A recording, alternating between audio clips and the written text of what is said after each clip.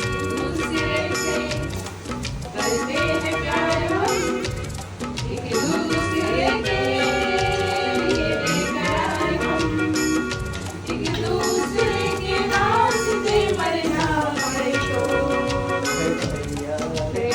બનાવી રહ્યા છે મેડમ પંજાબી શાક પરોઠા.